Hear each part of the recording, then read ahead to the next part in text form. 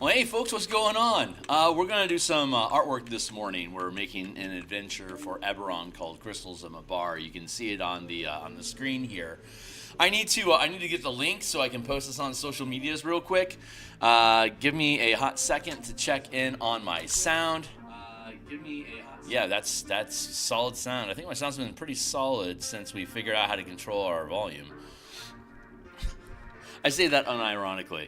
Just taking a hot second here. I've got 3 social media. I need to click Control V and paste one more time, and we'll be done. So we're going to do some more artwork here. We're going to have this adventure published. I'm going to guess Tuesday, a week from now, because we're still building a map sticker that we need to place into the dungeon map. Here, I'll show you here in a second. Just give me a second here to fix my screen. Okay, great. Everything's in alignment. This is the book cover we created for Crystals of Mabar. We're fighting necromancers, undead, and demons in the Carnwood of Karnath on the continent of Corvair. It's for 7th or 8th level characters. Here's a fun fact. The XP calculator in D&D 5.5. 5 7th level characters need the exact same amount of experience points to gain a level as 4 8th level characters do. So if you start at 7th level through 8th, if you have the adventure runs the same if you have 5 7th level characters or 4 8th level characters, or you can start them at 7 and add all the content through 8th level to 9th level. And you'll just have to up the amount of undead towards the end for 8th level. Otherwise, it runs pretty smooth. So let's get rid of the book cover. This is one of the dungeons in the adventure, and normally there's doors that block entrance to different areas. There should be a door here, but for this map we removed the doors so we could draw this template that we're adding here. These quote-unquote stickers that overlay the rooms of the map. This water is trapped in this eastern tunnel. And if the characters find their way into the gatehouse, up these stairs or up these stairs, you see how these straddle the bay door. So the bay door mechanism is here. So if you go up these stairs and get through the doors that are blocking this, the team would have to repair, but could repair and then open this door to cause all this water to flood into the dungeon. And if it does, and all the doors are closed, it's only going to get to here. It's a self-contained space, and there are crevices in the walls here leading into this rotting grotto that we've created undead and different type of monsters in. Hey, Fernando, it's good to see you. So the rainwater that's flooding into the sunken tunnel is naturally bleeding out into these fissures to just naturally feed this grotto, which then drains over here, and the drain is clogged by a huge-sized black pudding. So the water slowly seeps out of the grotto right now at the same rate as it enters the grotto. And it's the rainy season, so it's flooded. But if you open this door, it'll wash all that water into this room, and then it'll slowly bleed out. But if you, say, decide to open the door to the teleportation chamber while it's flooded, then the water is going to spread into the teleportation chamber, and then we'll lighten the opacity so you can start to see the floor of the dungeon through the water. And as the water continues to expand into other rooms, we will continue to thin down the opacity. This room is sealed unless somebody opens it.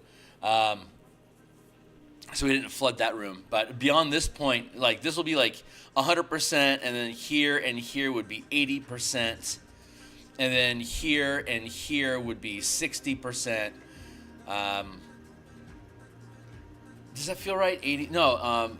Yeah, 80% feels right. We'll figure out the math, but it's going to be 1, 2, 3, 4 steps from 80%, 60%, 40%, 20%, and then 0%.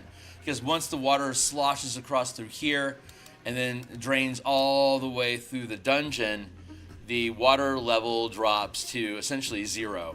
So you just remove all of them, and now the floor is just damp. And it just gets absorbed by all the necrosis and glunk that's happening inside the dungeon already anyway. So once it floods out the entire area, so it's like 1 minute to flood out here, another minute to flood out the next two chambers, a third minute to flood out into this chamber and here, and then a fourth minute for flooding this area, and then the fifth minute it's completely done. And it pours in 4 feet deep here, and then between these two it shallows out to 1 foot, a half foot, 3 inches, and then just washes out. So initially it has a hit, and then it just bleeds off over time. It's just a batch of chaos that doesn't really impact anything in the adventure, but if the team needs a distraction, that's a dilly of a distraction. So I put it into the dungeon because it would be fun if somebody decided that they wanted to flood it. But if I'm going to do that, I should provide these stickers that just auto-slap down into position onto the map, and so it's easy for the DM just to drag and drop in the flood as it comes through. So we're going to keep working on that today. You can see that I finished out the teleportation chamber last night and started filling in the barracks. So this is coming along smoothly. I'm not going to be here tomorrow, though. I need to make a... normally I only have a once-a-month trek down to Seattle downtown, where my full-time employer office is located. So I normally work remotely, which is why I can do artwork like this in the morning and then go to my day job at 8. I log out here like around 7:50 something and take a deep breath and then log into my day job and honor it. And then at the end of my shift, I log out and then I can log back in here and keep working on art or writing on a book or whatever. I sit on my ass a lot. I've started using a standing station at the downtown job, and I appreciate it. I'm thinking about getting a standing unit for here as well. Considering it, very much considering it. Hey, what's up?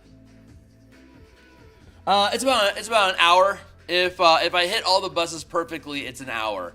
If I miss the bus, it's about an hour and 45 minutes.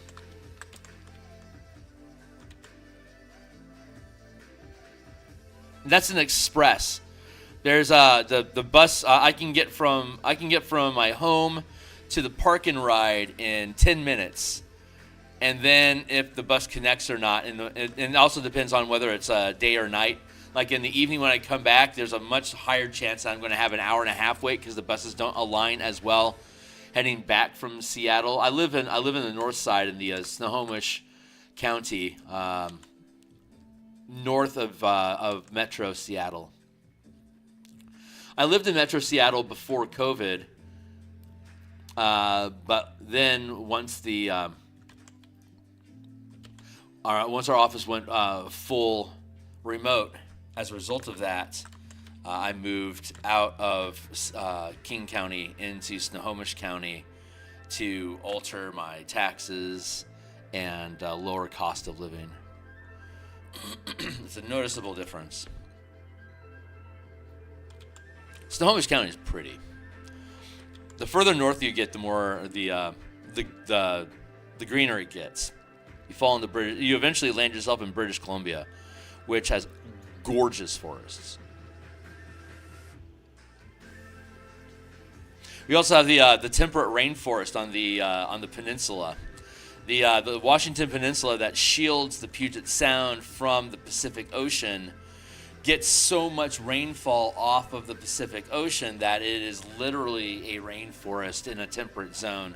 I think there's 2 of them in the world. We get one of them. It's super cool. It's got all this massive old growth roots, like fantasy setting type forests, like these massive root structures that then just like stab into the ground, and there's ferns, and it's so cool. It's such a cool environment. These massive trees, so cool.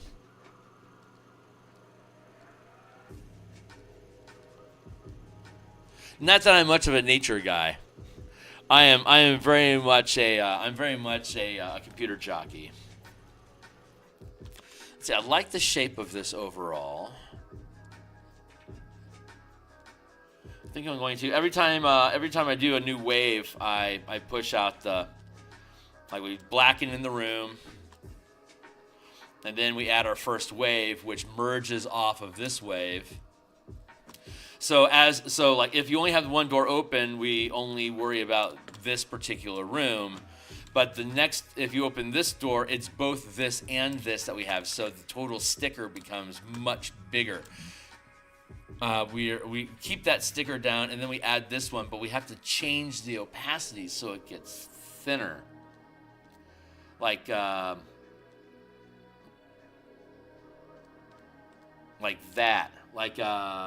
Yeah, that's a 90% opacity. So we'll probably go 90, 80, 70, 60. That'll probably work out really well.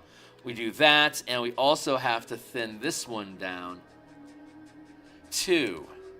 And then I'll have to blend these two together so that they merge, but they'll both be slightly transparent, because the only way for this room to flood is by emptying out this one. So I make it more transparent so you can see more of the floor through it, and it eventually just disappears altogether. That's the plan. That is the plan. So we're figuring it out, you know. I see text. Hold on.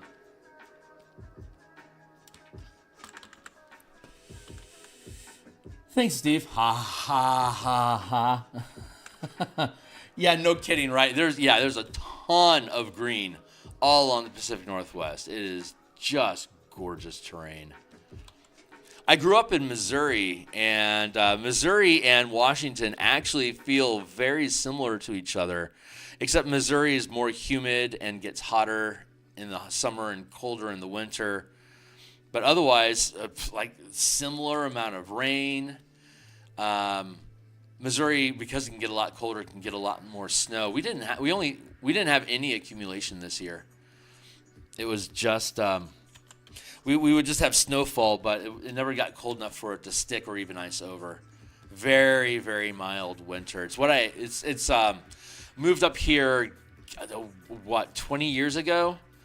Was that fucking 20 years ago? Yeah, about 20 years ago we moved up here. And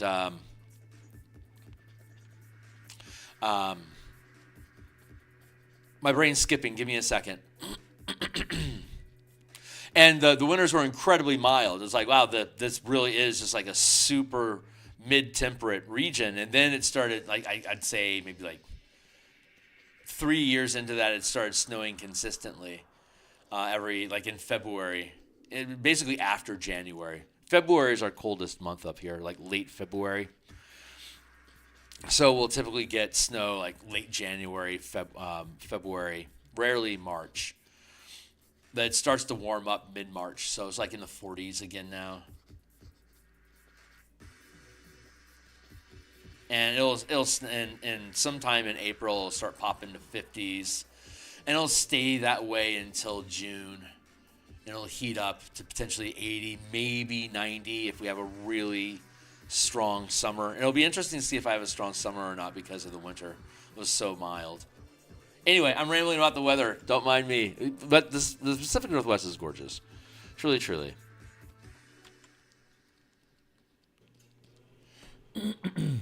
Oh, man, Kentucky's gorgeous.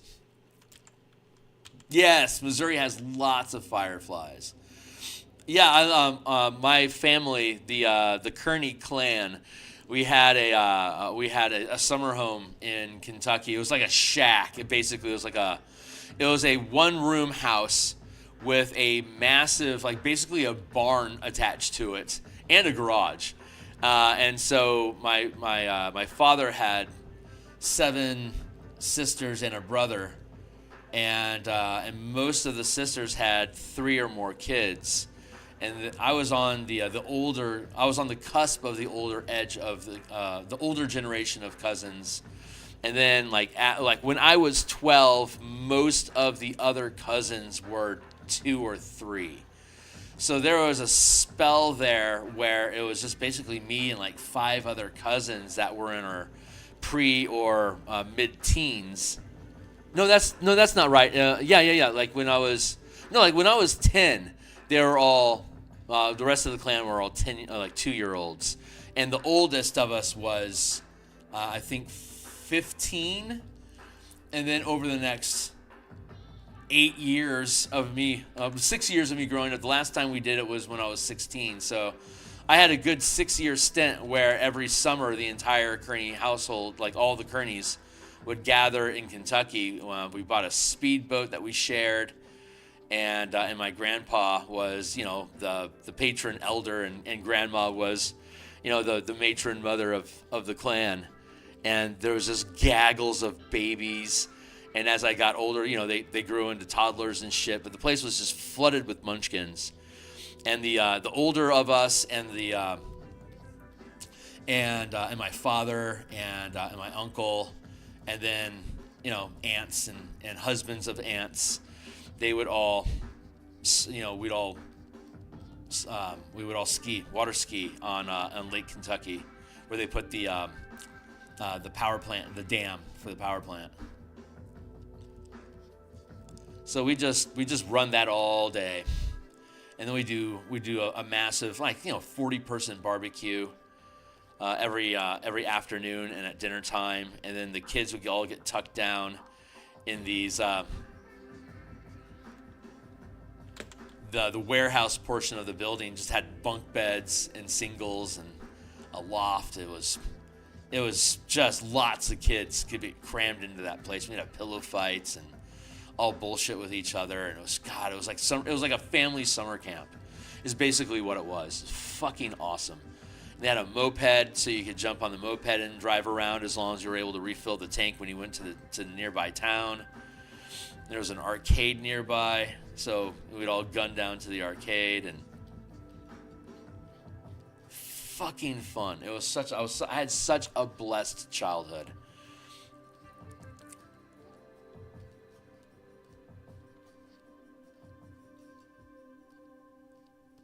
Really gave me an appreciation for family. I don't have any kids myself, but I appreciate the endeavor. Yeah, I like how that's looking. Let's just keep moving. I want to refresh my color occasionally as it thins down.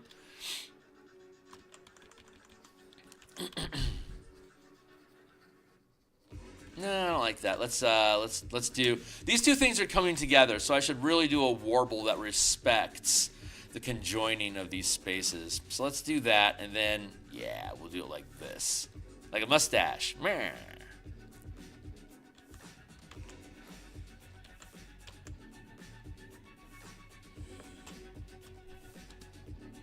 Right on.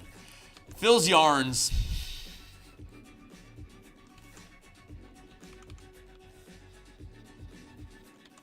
Yeah, Kentucky was gorgeous. God, Kentucky. Humid as all get out. Lots of bugs, but just beautiful.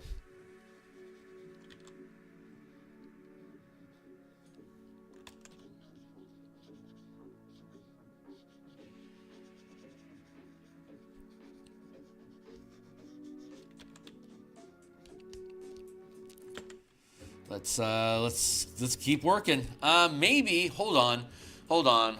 Before I dive in, before I dive into this space over here, let's actually finish that up. Let's actually flesh out this corner over here, because this is going to pour in through this room here, and it's also going to spool through here and spill out over here as well as over here. So for me to properly inform this room, I need to have the flow from here come in to help push that mustache around a little bit. So let's stay on target and work over here. We'll just do a little wavy spike over here. This shouldn't be too bad to kick through here. And I realized that since these are going to be more transparent than like this is the only one like this room here is the only one that's going to have this full level of darkness. So it's going to have the most detail. I'm going to be able to get away with like one layer of wave on, like maybe like you can see here, like we have like this pooling effect that's going on here, and then once we add in the space over here, this will peel off. So we'll build on top of this to peel off away from pooling. So as we move from there into here, we can just have less, like this is the last space that we'll need 2 layers on. and the rest of them will just be a single layer. So they'll move a lot faster. We started with the most complex points, and now we're like moving away from the focal point, and it's becoming less detailed because it's literally going to have less details. So I don't need to go in so rough on like making sure I have multi-layers of super liquidy smooth curves that look really good. No, it's because it's going to have an opacity to it. You're going to see the floor and the furniture and shit through it. So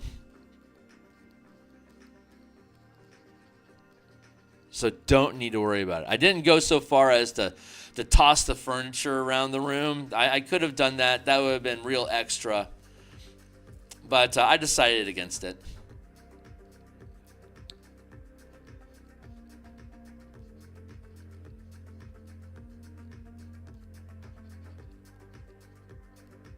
I also chanced on the furniture. I provided a map without any furniture in it, but I also did. But on the other hand, I also didn't provide like a desk token or a crate token. I did provide tokens for the wind vanes, so if the team picks one up and drags it around with them, they could do that.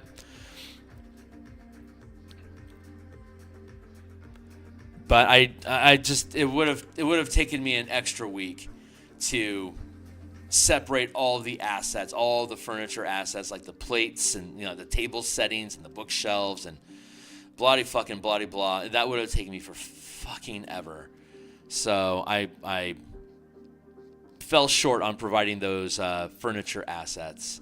But all the wood tokens, like all the individual trees and the canopies and the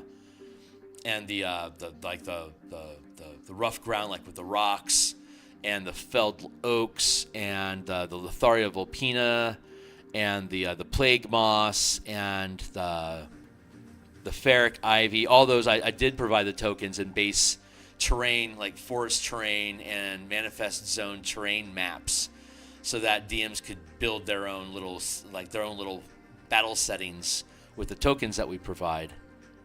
Just fell short on the furnishings. If I can somehow find time between now and Tuesday to build out that asset folder, I will add it to the book. Otherwise, I will make time at some point to build those out and put those on my Patreon for folks.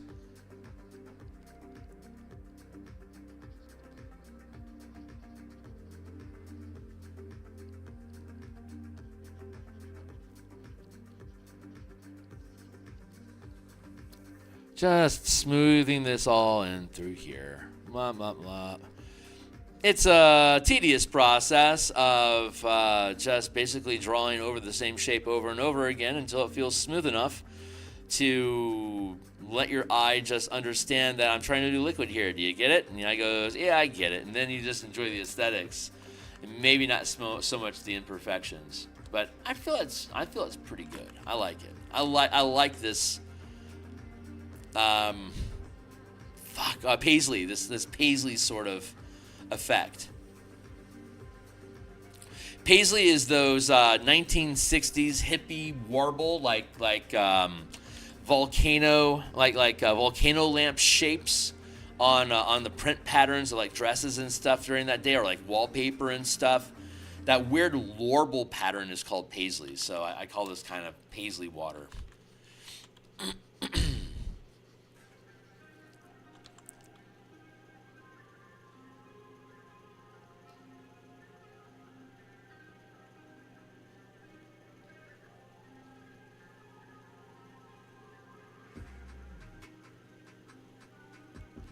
I need a sip of water. I'm thirsty. Yeah, we have to do when we get into the cottage, the lake house. Sorry, we call it a lake house. When we got to the lake house, we had to do a bug sweep, and I found a wolf spider had nested in the corner of the community shower and was in the process of protecting some eggs. It was a massive egg sack. So I was 10 at the time, and it freaked me the fuck out. So I'm grandpa came in with a broom and showed me how to smash spider eggs. It was great. It was trapped in the shower, so we basically started flooding the shower with water. And while the spider was dancing around, he smashed it and then started turning the eggs into caviar. And washed them all down the drain.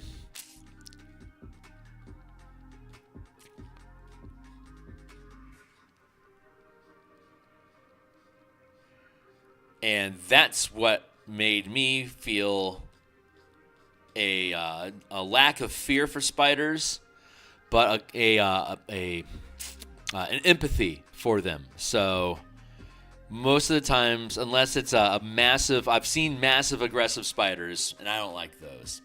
So if it isn't a massive aggressive spider, I've pretty much allowed spiders to have a live, let live sort of relationship in my home, unless they build webs. Webs are no-go. And that's part of the contract. The spiders know not to set up webs. They can squat for as long as I can't see them, but as soon as your webs are thick enough that I can see them, you gotta go. 'Cause, I got shit vision, so it takes a while for me to pick up that there's a spider web over there.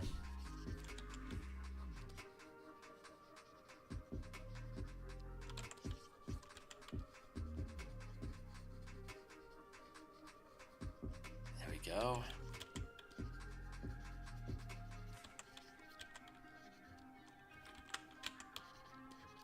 Nope, missed that mark. There we go.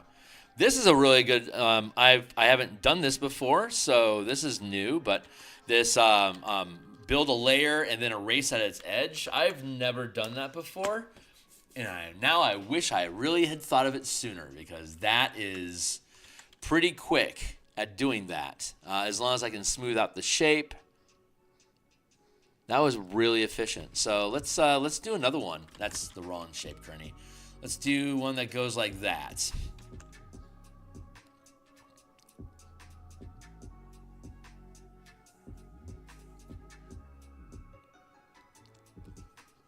Yeah, something like this.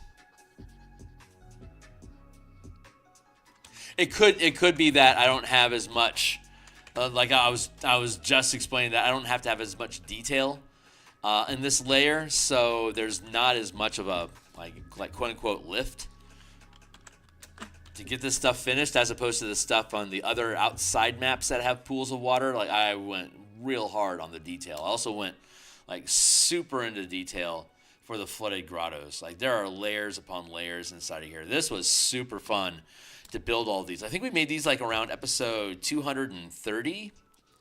In the 200, I believe these were in the 200s, but it was such a slow trickle of water coming through that it has a chance to pool behind the door here and then slowly filter through. So it's got this sort of bubbling, like settled dishwater sort of look to it that slowly drains into here, which also has that dishwater sort of look to it.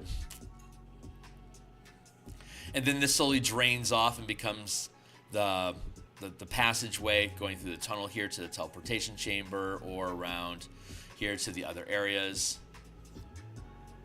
This is such a fun map to build.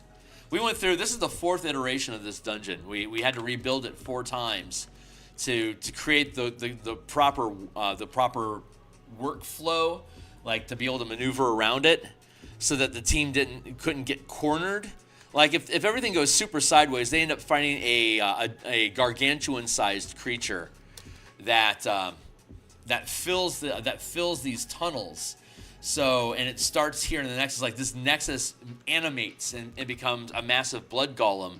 Well, it's amorphous, so it squeezes out of either here or here, but is large enough to fill these chambers. So it just becomes a wall that basically like a massive necrotic gelatinous cube with undead poking out of it to chase after you, that basically just chases you through everything. So you got to bash it down, because if you steal the artifact from the center of the nexus and try to leave, the pit will animate and start chasing you. So you gotta get your distance away from it. Like, if you try to go into the secret passage to go back out to the cemetery, it'll just follow you out to the surface and keep coming after you. It'll eventually burn off its necrotic charge from the ritual, But if it can get the artifact before it loses charge, it basically coalesces around the artifact into a Yugoloth demon. Either a Canoloth if it lost energy, or an Ultraloth if it got all the energy that it needs. And then it becomes like a final boss that you have to fight. It changes its form.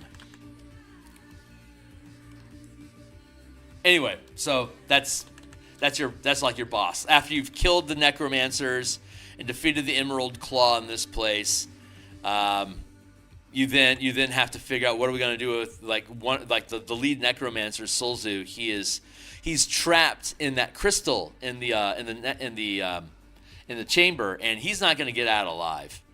He doesn't even have stat blocks. Like literally, if anything happens to him, he's dead. Because the ritual, the artifact has been feeding off of and liquefying him in the necrotic ooze to transform his body into an Ultraloth that would then gain command of a permanent portal that crosses between here and Mabar. Super fun flavor, but having a demon Ultraloth be born on this plane of existence makes it basically immortal and unkillable in the plane of Mabar, because demons will just reform in the native plane that they came from. This Ultraloth being born in this plane of existence means that if it starts building and sending armies through the gate in the plane of Mabar, it is literally indestructible in Mabar. It'll reform in the material plane, in this manifest zone that it controls. It'll reform here instead. But that creates a complication. Like if you kill it in the manifest zone, it'll permanently be dead. Ha. So if you can kill it, it's gone.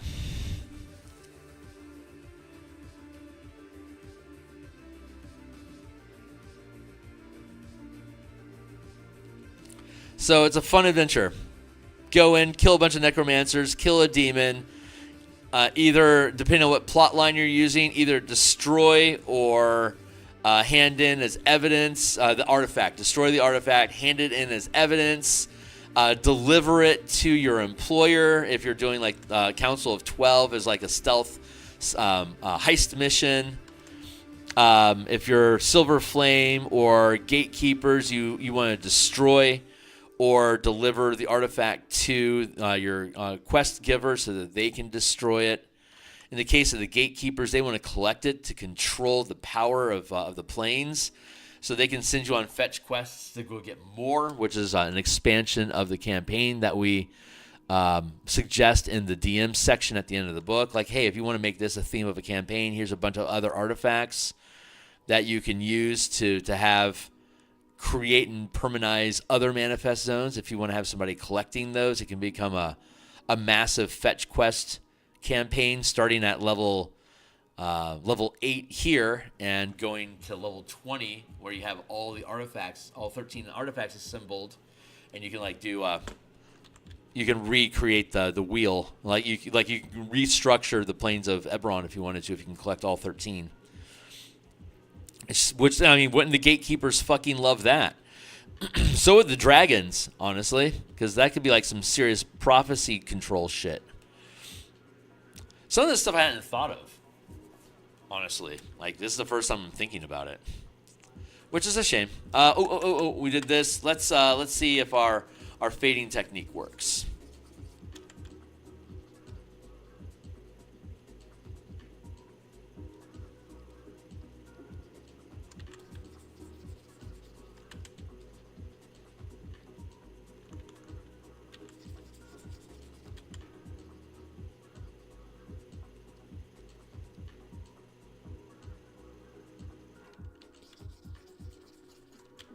This is so much easier.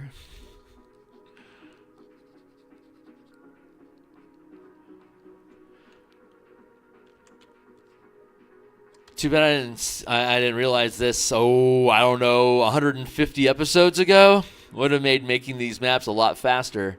Oh well, you don't know until you know, right? And you can't find out until you've tried.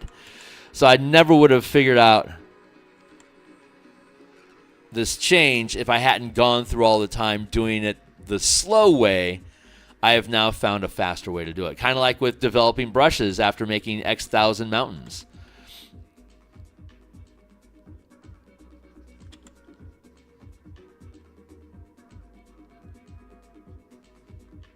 I'm leaning in a lot. I should probably zoom in instead of lean in. How about that, huh? Just smooth that all out. Let's take this up to 100% eraser to keep our lines clean around here.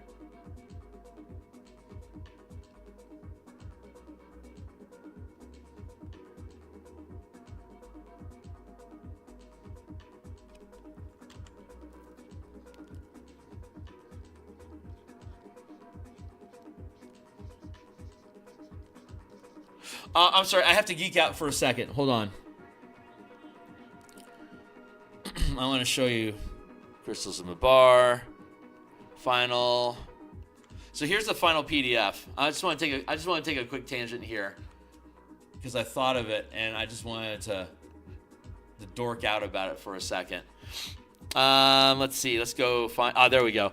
Okay, so bullet points. We made a tiny little symbol of a bar for bullet points.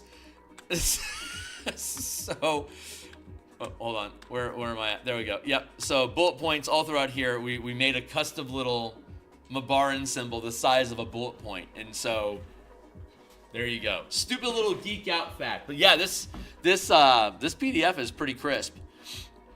It's these navigation buttons. Let's go look at the cemetery. It's a good one. So these navigation buttons. Let's go back to the beginning of the adventure, because here's all the manifest zones. Right here's the village map. If I click on that, it takes you to the village. Or I can click the village down here. It's the same thing, and then it inverts. So this is now the active village area, and so all these icons are indicating what section of the adventure it's in, and now I'm linking the image of this icon to that location, and now this navigation bar at the bottom makes sense. So if we go to the cemetery in section 2, here's our map, and we can click on any of these maps, and it'll take you to that page. And now we can bounce back to the beginning of this, and I can go over here, like what's going on over here. Here's the stuff that's going on over here, and I can bounce back to the beginning of the book. And what's up with this? Sinkholes. That is a putrid bog. So here's an image of the putrid bog. Oh, I'm in the wrong section. Sorry. Bloop. Let's go back to here. And yeah, here. Oh, wait a second. Did I find an error? That goes to the right one. Hold on, I think I just found a glitch. That's correct. Cemetery, putrid bog, that's correct. Fort area, putrid bog. Rancid ponds. Huh! You know what? That's so fucking funny. I don't think I ever would have realized that this bounced to the wrong area if I hadn't just decided to spontaneously open this and click these buttons to show off my shit. But this bounces to the wrong oh my god. That's amazing. Okay, so let's go to, well, now I gotta audit everything. We'll add this to our left to-do list. Cemetery, navigation button, southeast corner, bog, fix the link.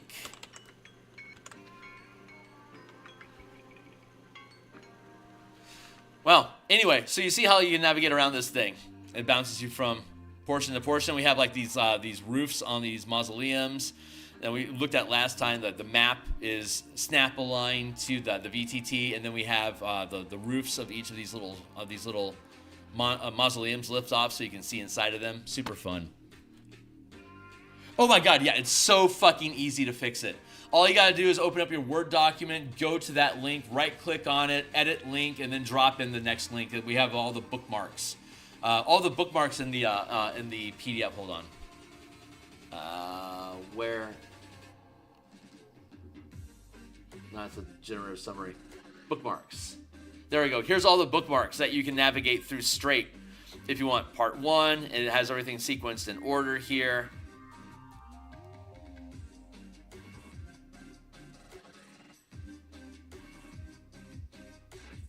So I just go to the part 2.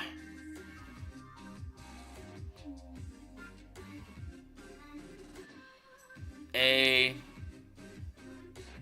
Northern Gazebo, Rancid Ponds. This is the link to the Rancid Pods. I just need to take this link and apply it to that point in the map. It's just like a couple clicks.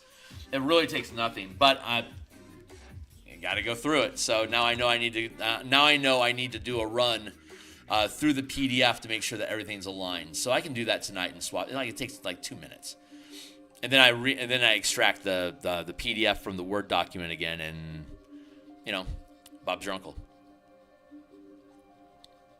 I won't do it here on screen because the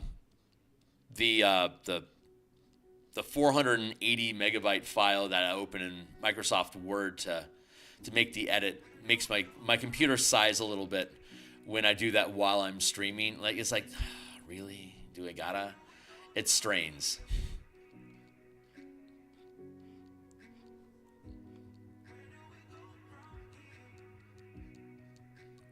So I don't do that stuff on screen. I mean, like, I think I did like one instance of it, like maybe 40 episodes ago.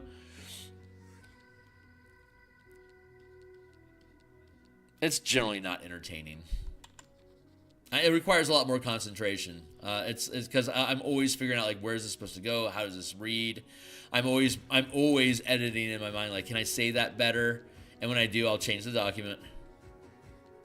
Always trying to find better ways of saying stuff and the ideas that I come up with.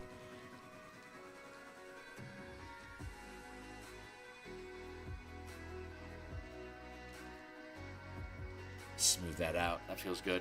Let's drop the opacity on this a little bit. And let's go back to that 10% eraser here to fatigue at this a little bit more.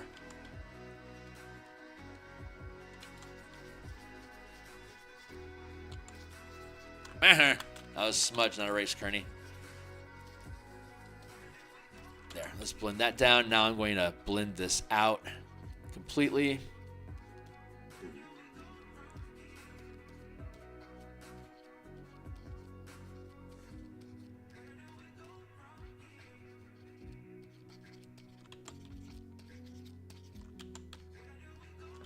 There we go. I'll do the same with this.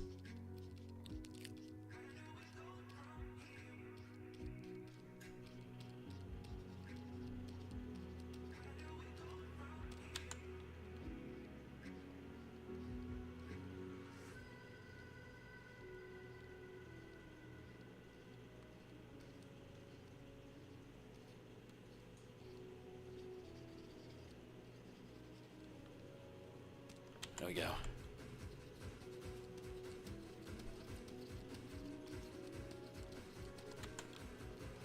Curve that in.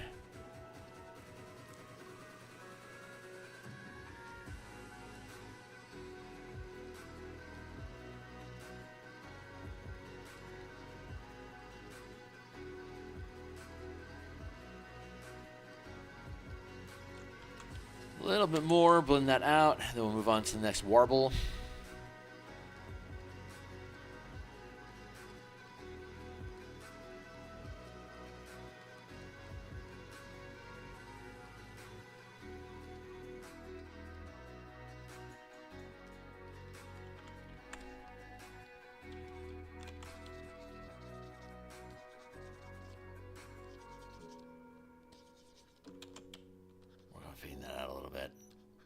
Sorry, I'm focusing a little bit more. The conversation isn't just flowing off the tongue right now. I'm looking forward to getting back to finishing that landscape painting. I should be working on a landscape painting right now, but then I realized that I really should include this. Like, I was fighting this for the longest time. Like, no, I should really provide this.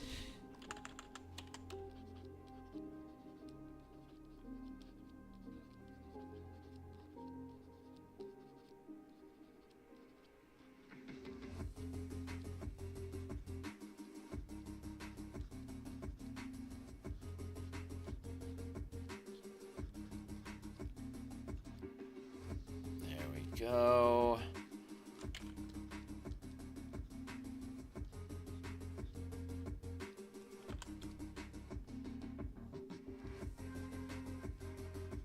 Switching smudge brush to the cloud brush because it's really, really good at blending. The guitar pick that we were using is really good at pushing and sculpting, but this cloud brush is really good at blending. There. Thin that down just a little bit more over here.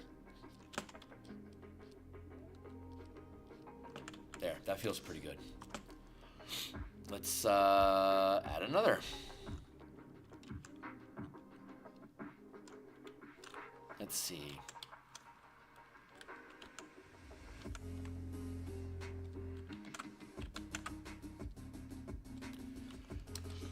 Let's refresh our color. And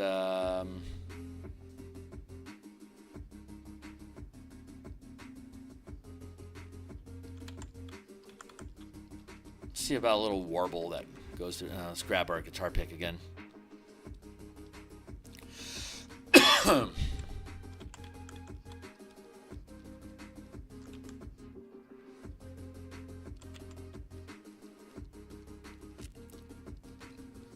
gonna bleed that into it so it bubbles up from underneath.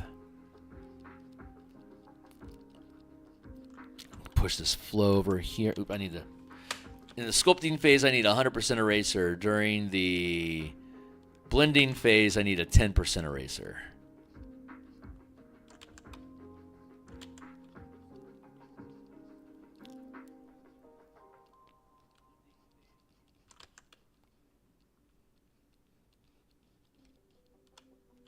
That feels right.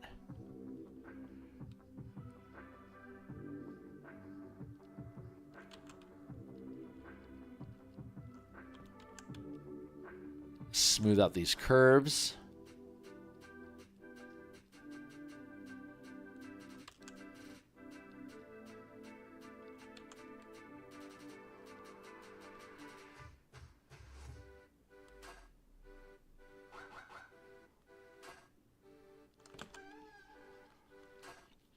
Cool, now I can blend this along here.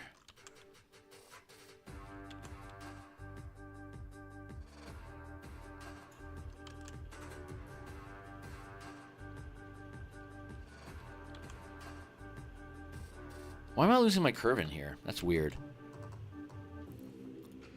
There we go.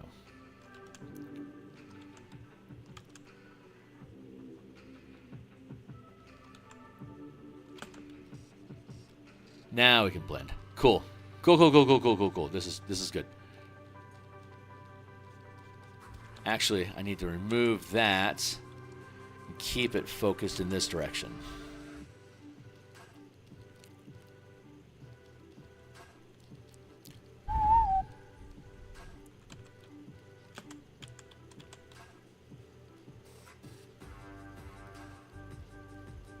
It's like what, 20%?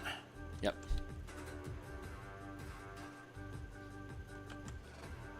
I've been using these tools long enough that I can sense the percent based on how responsive it is to me pushing the brush.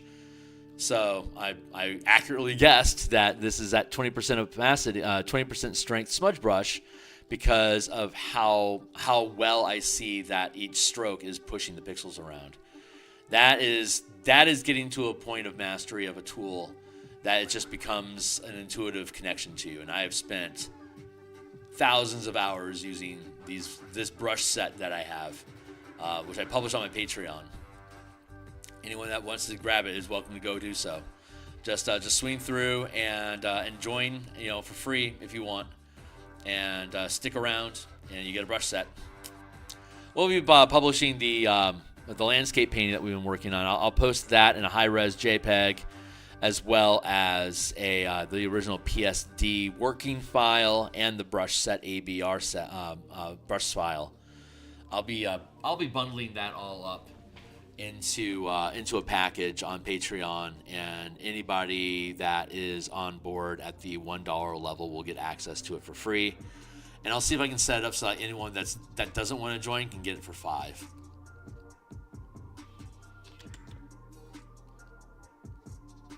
Start doing something a little bit more market productive. I'm also going to start doing videos, like published videos.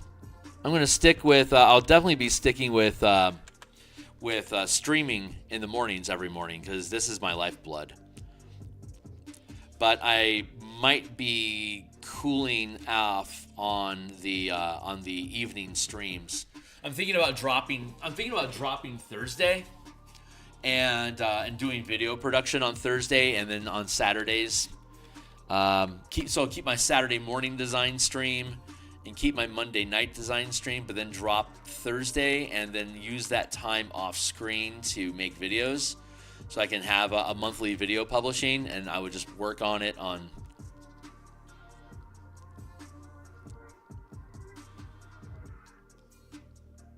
Thursday. And if I finish the videos sooner than my monthly schedule, I can then use that open Thursday to either do a design stream or playtesting.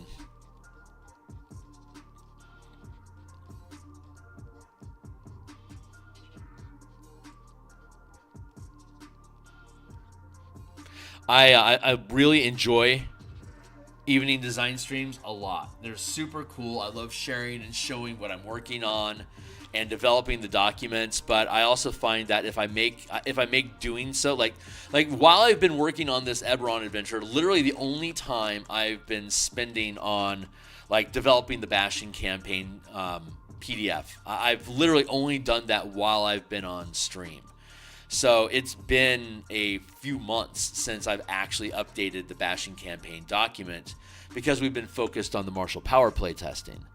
So, but that bashing campaign document just basically needs to get cleaned up, figured out like how to properly sequence all the ideas. Like I need to do layouts, design, and get an editor on that thing to start readying it for production. And I don't want to link my production timeline to being performative, because there's going to be a lot of fucking stuff I got to get done with that book that I'm not going to have time to do. Like I can't do it like 5 hours a week at a time. I need to punch up the production cycle on these books to get them out. So I'm having to reconsider like what's the formatting, like how am I formatting my time? How am I utilizing my time now that this adventure is coming off of my plate? I'm having to reinvent myself, reinvent the channel.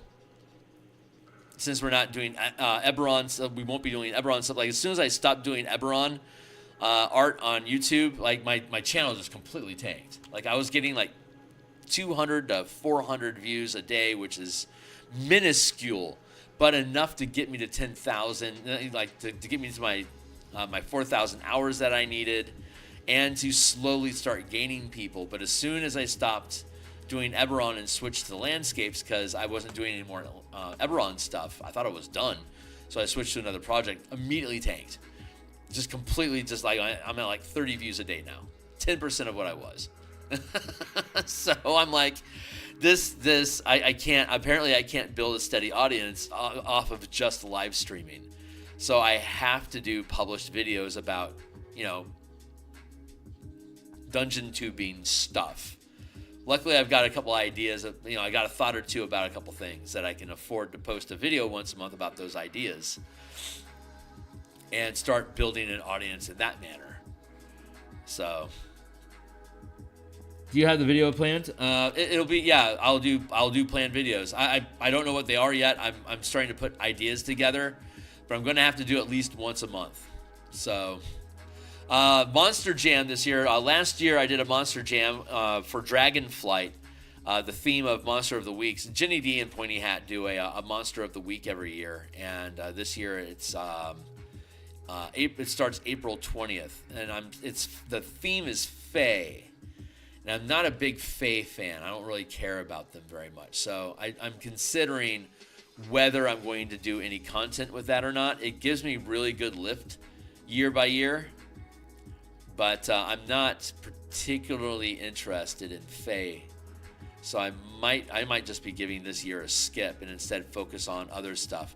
I think probably the most important video that I produce first is framing your campaign in 5 tiers, not 4.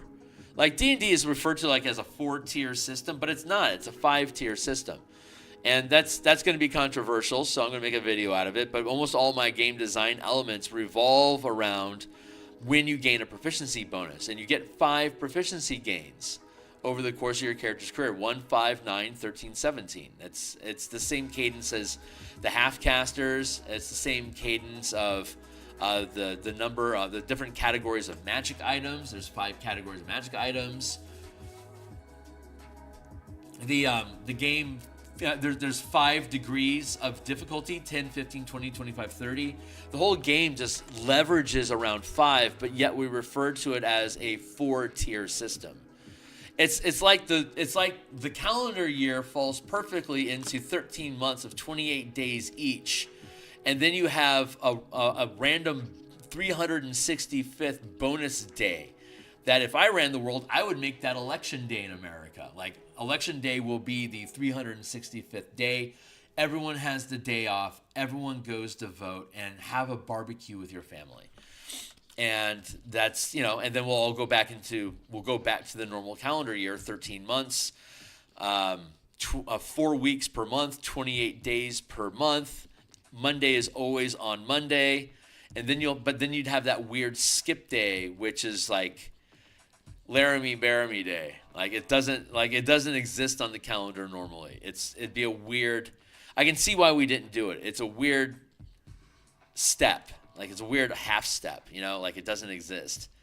So how would you'd have to build a calendar. It's like, yeah, don't worry about that day. It'd be weird.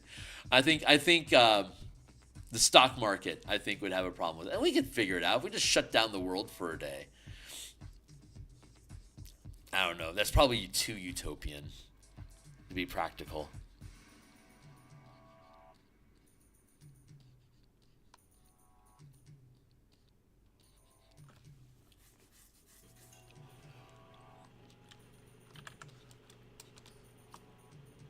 There, that feels good. Now let's warble our way down into this room here. We'll just make a paisley bubble.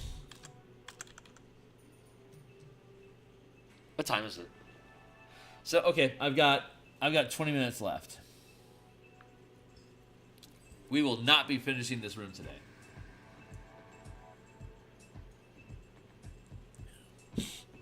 I might be finishing it tonight. I'd like to have this finished tonight. We'll see if I have time to do it. Like this is literally all I'm doing right now.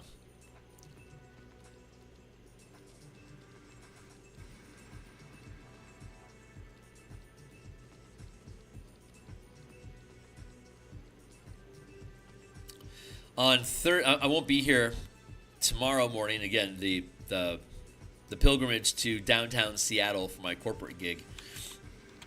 I will not be here. We're going to do trust exercises like close each other's eyes and fall backwards into oblivion. Stuff like that. It'll be fun.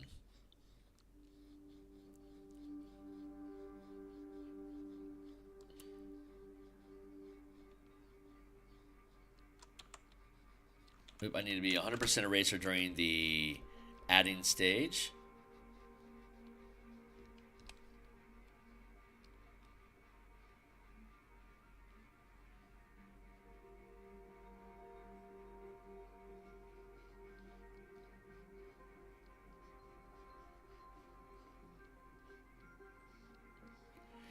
Yeah, it is. It is time for me to get this thing done. Let's erase at this a little bit.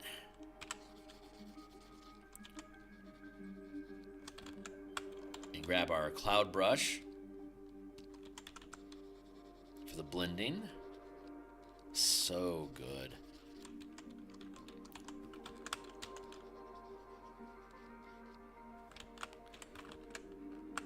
Blend to win.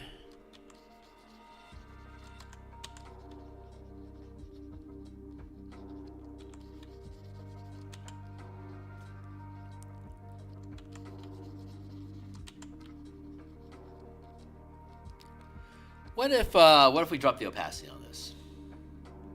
There we go. Blend that out.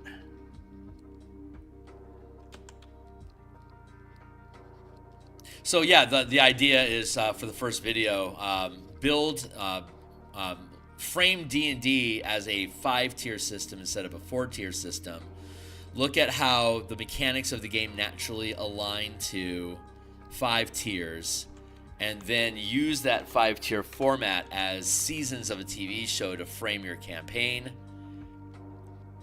And then look at the different levels of threat that your character will face at those different tiers that correspond to the proficiency bonus that you're at currently.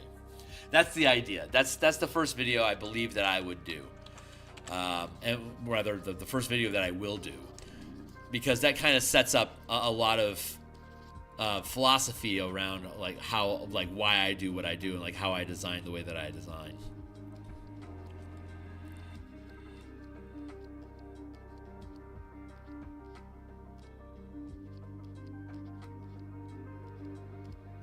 So I'm letting that call to action percolate inside my head for a little while, and when we're done with this, we'll be able to go through and build that thing out and schedule it. And I'll plan on doing a video once a month, so I'll have time to fill things in, and I'll still do live streaming every weekday morning for artwork. I'll still do design on Saturday morning and probably Monday night, but then we'll drop Thursday from my streaming schedule and go into video production to be able to fuel that video per month.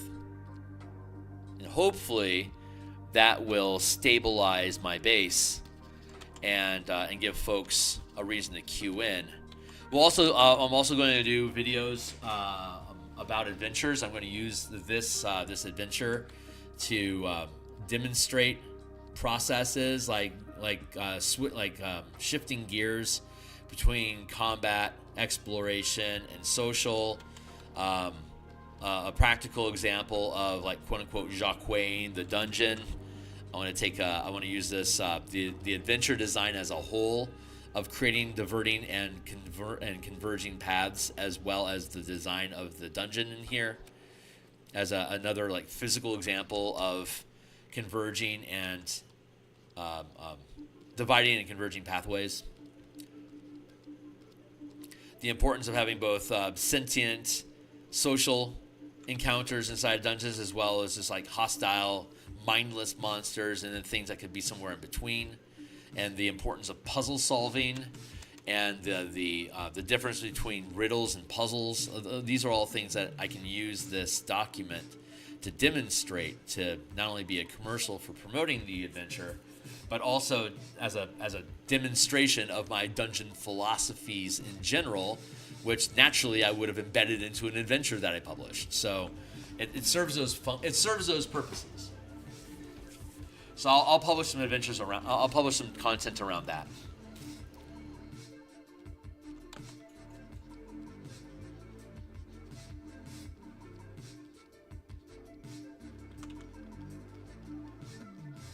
I'll blend this in here real quick.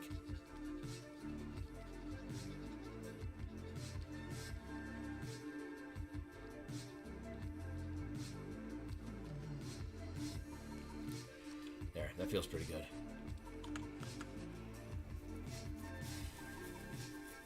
All right, now we're starting to get a better sense of flow. Let's move down into the next layer. Let's refresh our palette.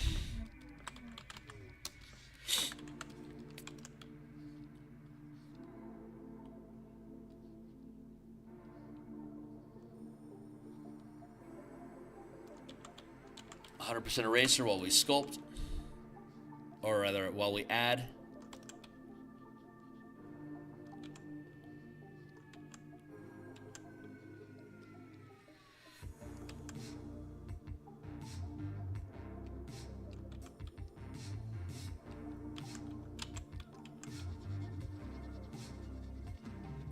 Fill that in and we'll smooth it out.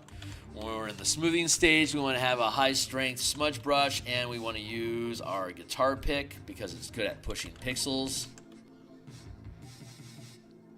That's what we do here, folks. We add pigment and we push the pixels. And then we get rid of them.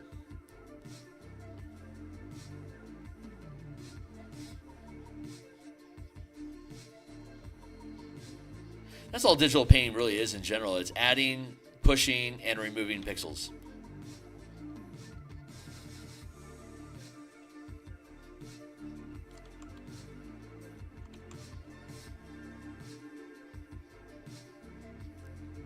You're always doing one of those three things.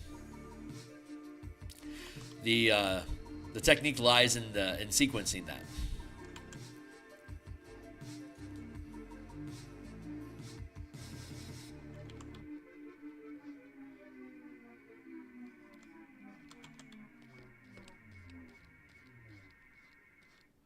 We use the guitar pick to push the shape to be round, and then we use the cloud brush as we erase and blend.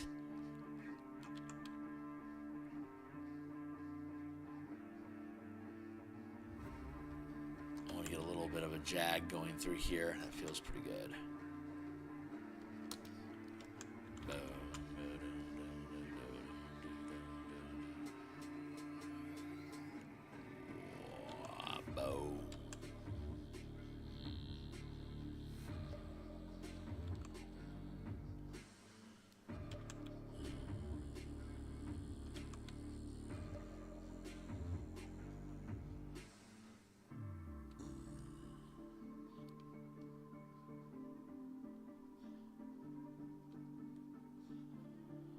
Sup? Have you planned to make a video about a prep session in 30 minutes or something like that? Yeah, no. Yeah, I don't want to do like best 10. Yeah, like best 10 wands for a warlock that uses a great old one warlock. Best 10 wands for a great old one warlock. Tier listing by weapon mastery for the barbarian to use. This is high value content that I should be known for. That's why I want to do. That's why I only want to do one a month. That way, I have time to actually have something I want to say, like actually say it. You know, like not just have. Like, this is my bullshit filler content time. It's doing artwork with you guys. I love you guys.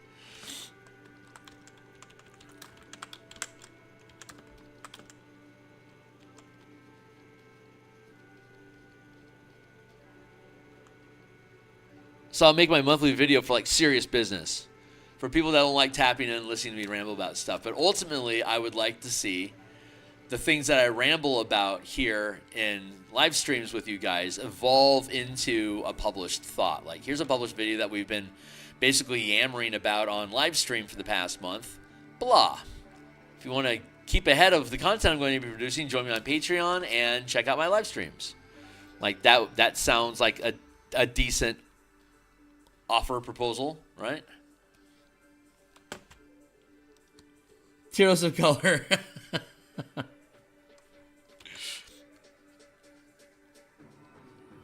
I will be making video for Color Mana for sure. Once that, especially like once the book publishes, I started this with Elemental Key, and then I did it for Spelljammer. Is create a video series.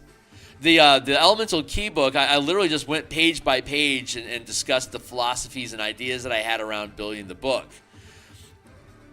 And then for Spelljammer, I made published videos, like actually published videos, walking through the unique mechanics that I had in a sort of like organized thought, like a prepared video thought process. The Elemental Key was just live streaming, just page by page, just me talking about whatever I wanted to talk about. And that didn't do very well, but the Spelljammer, the way that I built the Spelljammer document, like here's the philosophy behind these unique mechanics that we made for spelljamming in 5e, those keep being relevant. Like on Reddit, a couple of different Spelljammer subreddits, and it like every month somebody will ask a question. It's like, oh yeah, I created unique mechanics about that, like travel through the astral plane, or like how do ships work in atmosphere if they can fly, and like encounter range, like how can you notice stuff in space, and how to do like hex crawls in space. Like these are all things that I had solutions for in the Spelljammer Combat and Exploration document that we published. So I made videos about all these different unique components, made them into little standalone videos. It's like, yeah, you're asking this question, here's a video about that. And so instead of me having to type long form into Reddit, these mechanical concepts that would have been, it took pages in the book. Why am I going to reproduce them here in Reddit? No, I'm just going, here's the book, here's the page, it's 100% free preview. Here's a video about it. If you have any questions, you can ask me here or there. And I want to do more and more videos about that. I want to have enough I want to have actually like actual adventures and books that I've published that I can point to and say, here's that concept that I'm talking about. Do it like this. That is my goal. And one of the reasons why I make my books 100% free previews, like when I talk about something, I can be like, here, go check out page 65 of this. This is what I'm talking about.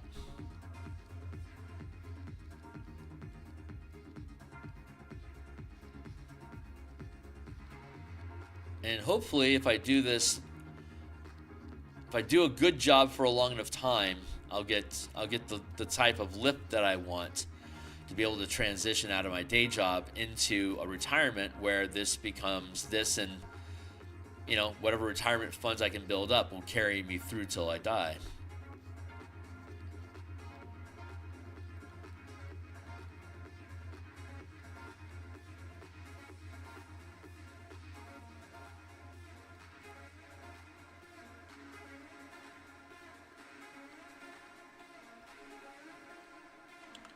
There we go. What's up? Yeah, maybe. I could definitely do a video on like aligning maps. Like when you're drawing maps, here's how to naturally align them to the virtual tabletop at a 70 DPI. Like that's something I taught somebody on Discord the other day, and that would make a great video. I could definitely make a video out of that. Of like building a map at 100 DPI and then downsizing it to 70 DPI and then importing it into Roll20 and show how it just automatically snaps the grid. Like I was demonstrating last week. It'd be like a 5-minute video, but it'd be super helpful for people who are like, I'm trying to figure out this VTT thing. It was a professional DM that was trying to figure out how to speed up importing assets into Roll20 to make their life, easier to set up their prep for their clientele. And so I was like, well, this is what I do. And I'm like, wow, that was super effective. Like, great, glad it worked. So I have things I can say. I have purpose beyond the 10 best wands for a warlock to use. But I don't know how much I have. So I don't want to just kick out, like I'll kick out a lot of videos probably around Eberron between now and the new year. I'm hoping that I can talk about a bunch of stuff that's in this adventure to be interesting content.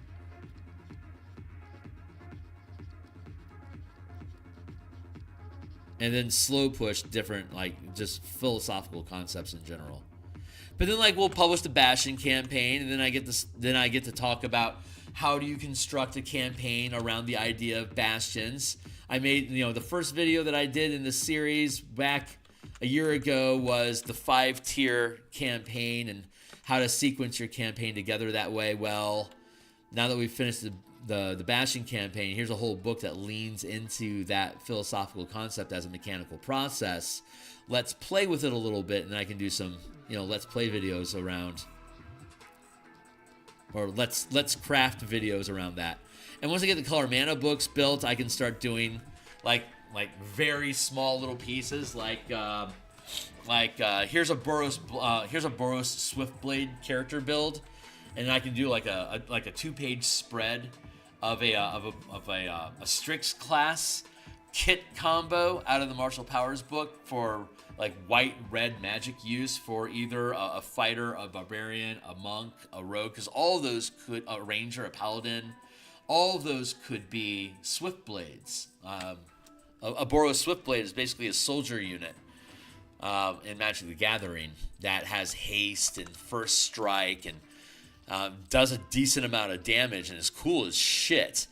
And so I can you could build prestige classes from these martial power kits by just what powers and feats and boosts do you choose to add to your character chassis, and here's how that would look on different martial builds. So I can make neat little videos and little PDFs like that, like a Dimir Mind Thief. I can make Mind Thief videos around rogue and monk and probably ranger would be good, and bard, and have a Strix class build of feat and like building guides, a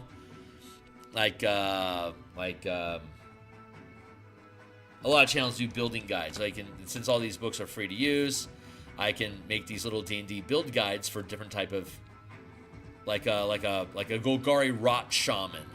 I can make from a bard and a druid and a ranger, for instance.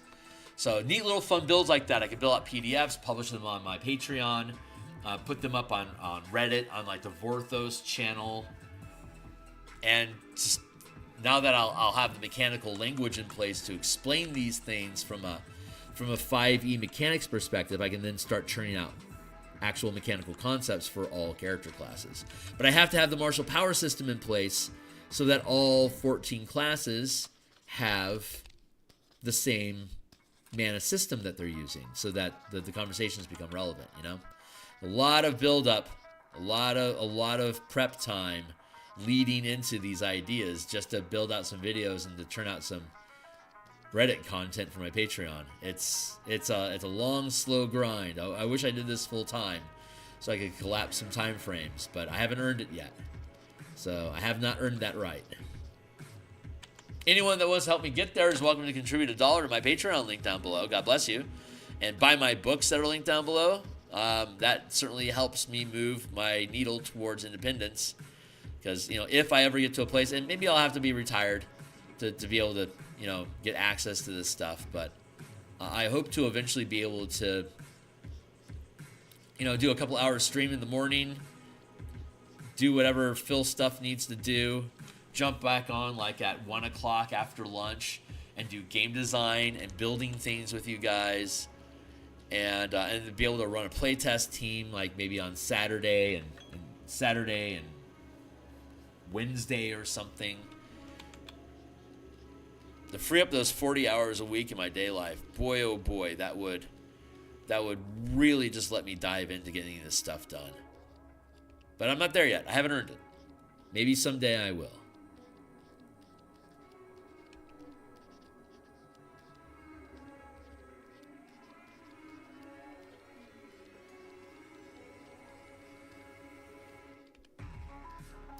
There, that was my alarm. I have to finish.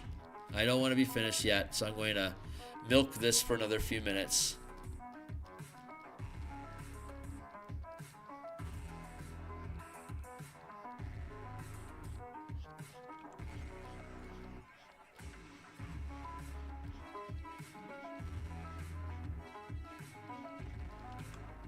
Let's take this up to 100.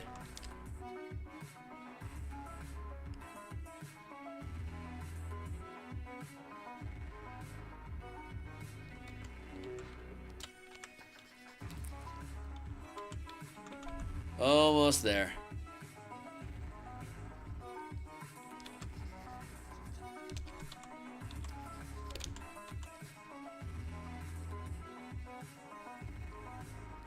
Blend to win. There. So far, so good. So now that we have these shapes, we can have something warble in here. And something like this. So maybe a shape, something like that. And then this pushes down this way. little eddy in here. A little bit of flow up in this direction here. Nothing too much.